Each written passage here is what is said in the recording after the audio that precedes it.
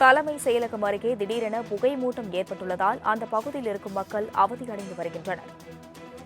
மேலும் அந்த பகுதியில் இருக்கும் மக்களுக்கு மூச்சுத் திணறல் ஏற்பட்டுள்ளதாக தெரிவிக்கப்பட்டுள்ளதை நாம் தற்பொழுது அண்மை செய்தியாக பார்த்து வருகிறோம்.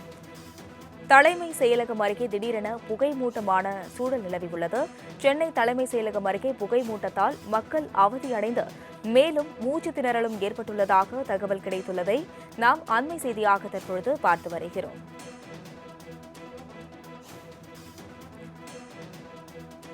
இதுகுறித்த மேலும் பல்வேறு விவரங்களை தெரிவிப்பதற்காக செய்தியாளர் நந்தினி இணைப்பில் உள்ளார். நந்தினி, வணக்கம். நீங்கள் கூறியது போல தலைமை செயலகம் அருகே புகை மூட்டம் காரணமாக பொதுமக்கள் அவதியடைந்து வருகின்றனர். இதனைத் தொடர்ந்து என்ன மாதிரியான நடவடிக்கைகள் மேற்கொள்ளப்பட இருக்கிறது? காற்றில் நச்சு புகை கலந்திருக்கக்கூடிய நிலையில் பொதுமக்கள் மற்றும் வாகன ஓட்டிகள் கடுமையான சிரமத்திற்கு ஆளாகி இருக்கிறார்கள். குறிப்பாக தலைமைச் செயலகத்தை பொறுத்தவரையில் அதிக அளவிலான பணியாளர்கள் பணியாற்றி வருகிறார்கள். குறிப்பாக சுமார் 5000க்கும் மேற்பட்ட பணியாளர்கள் தலைமைச் செயலகத்தில் பணியாற்றி வருகிறார்கள். அது மட்டுமல்லாமல் முதலமைச்சர் தனிப்பிரிவில் மனு அளிப்பதற்காகவும் நூற்றுக்கணக்கான பொதுமக்கள் தினசரியாக தலைமைச் செயலகத்திற்கு வந்து செல்கிறார்கள். அதுபோக மெரினா சாலையாக இருக்கக்கூடிய நிலையில் அதிக அளவிலான வாகன ஓட்டிகள் இந்த சாலையை கடந்து செல்ல வேண்டிய அந்த நிலையும் ஏற்பட்டிருக்கிறது. அந்த வகையில் பார்த்தோம் என்றால் மொத்தமாக நச்சு புகை என்பது காற்றில் கலந்திருக்கக்கூடிய நிலையில் அனைவருக்குமே மூச்சு திணறல் ஏற்படுவதாக தொடர்ச்சியாக புகார்கள் தெரிவிக்கப்பட்டு வருகிறது. துறைமுகத்திலிருந்து இந்த நச்சு புகை கலந்திருப்பதாகவும் தகவல் என்பது வெளியாகி இருக்கிறது.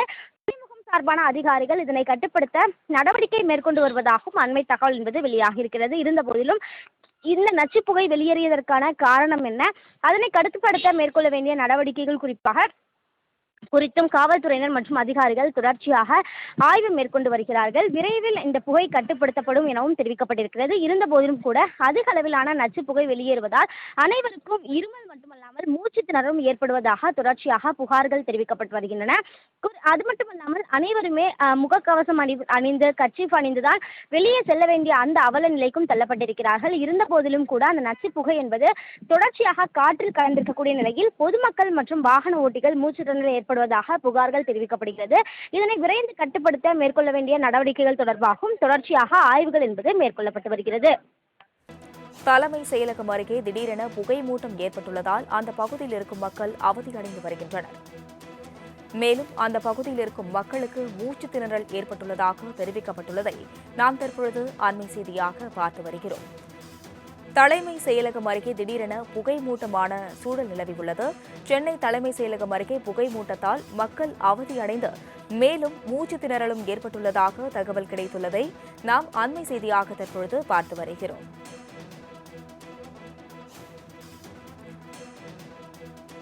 இதுகுறித்த மேலும் பல்வேறு விவரங்களை தெரிவிப்பதற்காக செய்தியாளர் நந்தினி இணைப்பில் உள்ளார்.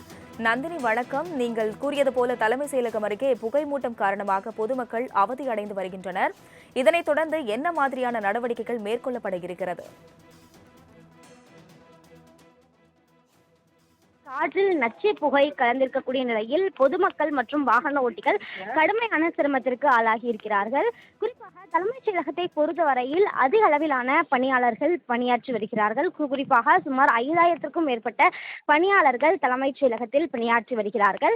அது மட்டுமல்லாமல் முதலமைச்சர் தனிப்பிரிவில் மனு அளிப்பதற்காகவும் நூற்றுக்கணக்கான பொதுமக்கள் தினசரியாக தலைமைச் செயலகத்திற்கு வந்து செல்கிறார்கள். அதுபோக மெரினா சாலையாக இருக்கக்கூடிய நிலையில் அதிக அளவிலான வாகன ஓட்டிகள் இந்த சாலையை கடந்து செல்ல வேண்டிய அந்த நிலையும் ஏற்பட்டிருக்கிறது.